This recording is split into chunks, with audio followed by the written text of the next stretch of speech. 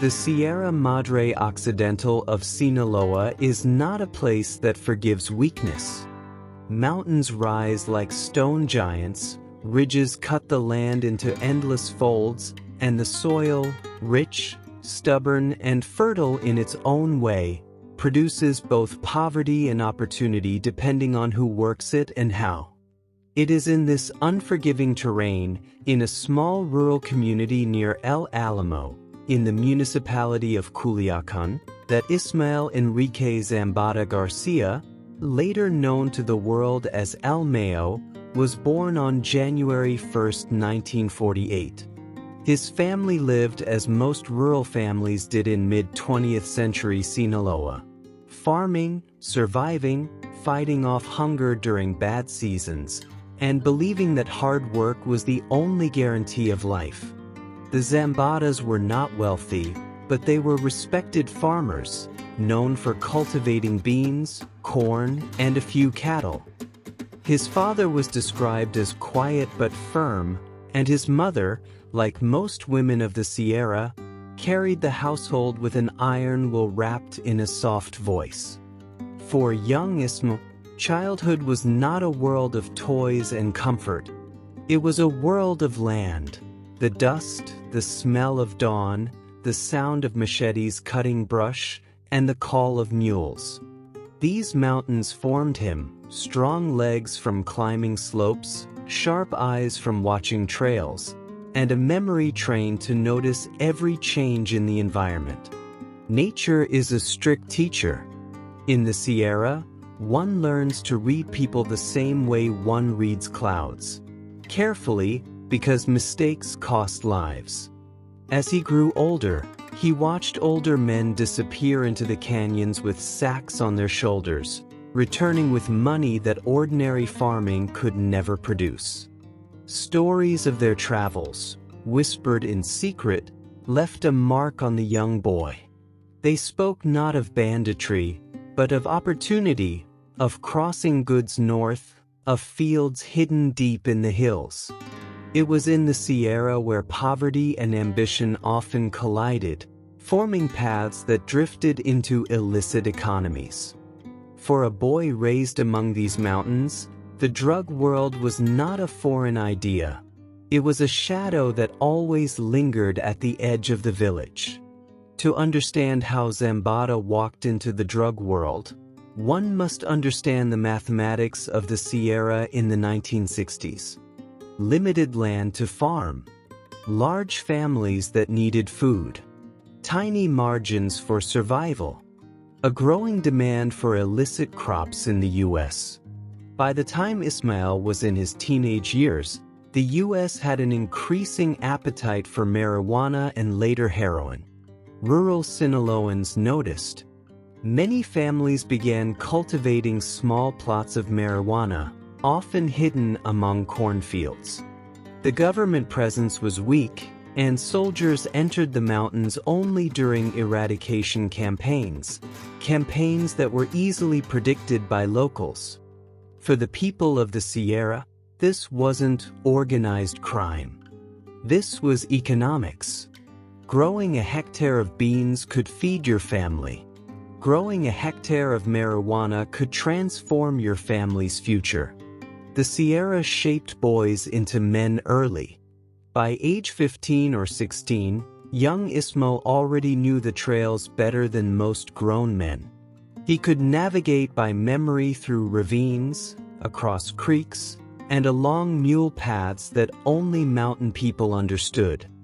He had the two qualities that the drug trade valued in its early days: discretion, ability to survive in harsh terrain. These qualities would later define his entire criminal career. By his late teens, Zambada began participating in the long-standing economies that had operated quietly in Sinaloa for decades. At first, he was just a mozo, a helper, carrying loads, guiding shipments through trails, working under older men with more experience. He wasn't violent. He wasn't flashy. He wasn't loud. He simply worked efficiently and quietly. This kind of personality did not make him a legend in those early years, but it made him reliable. And in the Sierra, reliability is more valuable than brutality. Men who talked too much or acted unpredictably often died young. Men who stayed quiet were entrusted with more responsibility. His early tasks involved moving bags of marijuana down from mountain plantations, guiding older traffickers through hidden routes, being a lookout during meetings between local producers and traffickers, carrying messages between groups wrapped in simple folded paper. These jobs paid more than farming ever could. Before long, he started earning enough to help his family and establish himself as a trustworthy young man in a dangerous trade. But what set him apart was discipline. He treated trafficking like a craft, one that required patience, observation, and long-term planning. This is the trait that would eventually turn him into a boss. During the late 1960s and early 70s, the drug trade in Sinaloa wasn't dominated by massive cartels yet. It was run by networks of family-based producers and small trafficking groups, often connected through marriages and alliances. By now, Zambada was in his early 20s. He had built relationships, not through force, but through consistency. He began operating his own small team, men from nearby villages, many of whom were childhood acquaintances. With them, he expanded into coordinating small shipments into Sonora, connecting with smugglers who transported drugs into the U.S., maintaining relations with rural producers. It was during these years that he developed something critical to his future power. He became a bridge, not a foot soldier, not a local producer, not an enforcer, but the connector. A man who could bring people together, coordinate for mutual benefit, and ensure that all parties got paid. This is the talent that would later make him indispensable in the formation of what would become the Sinaloa cartel. By the late 1970s, the landscape of Mexican drug trafficking began to shift dramatically. The U.S. crackdown on Caribbean cocaine routes forced Colombian producers to seek new pathways. Mexico, geographically blessed, institutionally weak, and experienced in smuggling, became the perfect option. This was the era of the Guadalajara cartel, led by the now infamous trio, Miguel Ángel Felix Gallardo, El Padrino, Rafael Caro Quintero, Ernesto Fonseca Carrillo.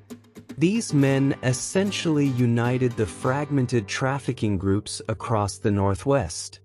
They brought organization, large-scale operations, and political protection to the trade. For a young trafficker from Sinaloa like Zambada, this was transformative. His skills, quiet, patient, disciplined logistics, became extremely valuable. While the Guadalajara bosses crafted alliances with Colombian suppliers and powerful political structures, men like El Mayo handled the rural operations, the transport networks, and the routes through the Sierra. He wasn't the biggest boss, but he was rising fast, building a reputation as a man who got things done without attracting heat. Everything changed in 1989. Miguel Ángel Felix Gallardo, the godfather of the Mexican drug trade, was arrested. Suddenly, the enormous structure he held together began splitting into regional factions. This would be the birth of the Sinaloa cartel. During meetings held after Felix Gallardo's capture, territories were divided among leaders: Joaquin El Chapo Guzman, Hector El Güero Palma, Gil El Mayo Zambada. Each man had experience, connections, and regional influence, but their roles differed. El Chapo was a daring risk-taker known for tunnels and rapid expansion. El Güero Palma was powerful but impulsive. El Mayo Zambada was strategic, subtle, and deeply connected to the Sierra. It was in this moment, when seasoned traffickers sought stability, that Zambada truly rose. He brought something the others lacked: calmness, patience, and long-term vision. While the others fought, he built networks. While they attracted media attention, he hid in the mountains. While they engaged in open conflict, he quietly consolidated power. From this point forward, the Sinaloa cartel would no longer be defined by flamboyant criminals, but by a man who avoided the spotlight for decades. By the early 1990s, Ismael Zambada was now a full regional leader with influence stretching across Sinaloa, Durango, and parts of Sonora. His nickname, El Mayo, became synonymous with operational intelligence. In January 2023, Mexican forces captured Ovidio Guzman again, this time under intense U.S. pressure. Unlike 2019, the government refused to release him. In 2023, he was extradited to the United States. This dramatically shifted internal power again. With Ovidio gone, Ivan Archivaldo held leadership among the Chapitos, but trust and unity weakened. Many mid-level operators reconsidered their loyalty. Mayo's quiet networks, built over decades, remained stable.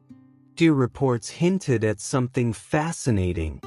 Some faction leaders secretly preferred Mayo's calm leadership over the Chapitos' explosive style. Even in old age, Mayo remained the symbolic, stabilizing figure in the cartel. But everyone knew his time was nearing its end. At nearly 75+ years old, Ismael Mayo Zambada is believed to be still alive, still protected by rural communities, still moving between Sierra camps, and functionally retired from daily cartel operations. Most intelligence suggests he has passed much operational control to his trusted lieutenants, including El Maito Flaco, one of his sons, now free from U.S. prison. Old guard operators in Durango, Sonora, and Sinaloa. Rancher families loyal to him since the 1980s. Mayo's health is rumored to be fragile. Decades of living outdoors, constant movement, stress, and age have taken a toll. Reports from villagers describing a thin older man who is always accompanied by doctors circulate frequently. But to this day, the Mexican government has never photographed him alive. No verified recent images exist. No GPS location has been confirmed. He remains as invisible as ever. The last great capo of the old generation. A ghost whose footsteps are erased by the mountain wind. Journalists, prosecutors, and analysts agree on several key factors explaining why Ismael Zambada has remained uncaptured for more than 50 years. 1. He avoided attention. He never flaunted wealth. He stayed in rural areas. He rarely met outsiders. 2. He built loyalty through community support. He paid for food, medical services, funerals, school supplies. Villages felt protected by him, not threatened. 3. He never trusted too many people. His inner circle remained extremely small. No extravagant entourage. No unnecessary conversations. 4. He embraced mobility. He never slept in the same place too long. He used mules, old trucks, and foot trails instead of traceable vehicles. 5. he was diplomatic. Rather than rule by aggression, he negotiated conflicts. This minimized betrayal and resentment. 6. He understood the mountains better than the government. He knew every trail, every canyon, every path used by soldiers. His survival was rooted in geography. 7. He let others be the public symbols. Chapo absorbed the fame. Chapo took the headlines. Chapo became the target. Mayo remained the administrator in the shadows. Regardless of moral judgment, Ismael Zambada's life represents an extraordinary paradox. He built one of the world's most powerful criminal empires, yet he lived like a phantom rancher in the mountains. He avoided cameras, parties, flashy women, and public celebrations. He embraced quietness as his armor. He outlived rivals. Amado Carrillo Fuentes, Miguel Ángel Félix Gallardo, El Chapo in terms of freedom, El Azul, Ojoel Cardenas, El Mencho's predecessors. Countless cartel bosses from Tijuana, Juarez, Gulf, and Knights Templar. He became the last relic of a bygone era. The era of drug trafficking before the internet, before social media, before flashy narco-culture. Today, whether he is old and frail, still walking the mountains, or planning a negotiation for peaceful surrender, nobody truly knows. Perhaps that is the last victory of his life. He controlled the world's largest cartel, and the world never truly saw his face. A ghost, a myth, a man who ruled from the shadows and returned to them. By the mid-2010s, after the fall of Zetas and the weakening of rival organizations, the Sinaloa cartel effectively became the most powerful cartel in the world. But the real transformation was internal. El Mayo quietly became the true senior leader, even if the world still focused on the flashy, dramatic figure of El Chapo. After Chapo's extradition, the cartel's leadership committee became a mix of El Mayo, El Chapo's sons, Los Chapitos, regional lieutenants in Durango, Sonora, and Baja California, allied groups across Mexico. Even though Chapitos were aggressive and modern in their operations, El Mayo remained the balance point, older, wiser, and respected. By now, he had spent more than 40 years involved in trafficking. And yet, he had never spent a single day in prison.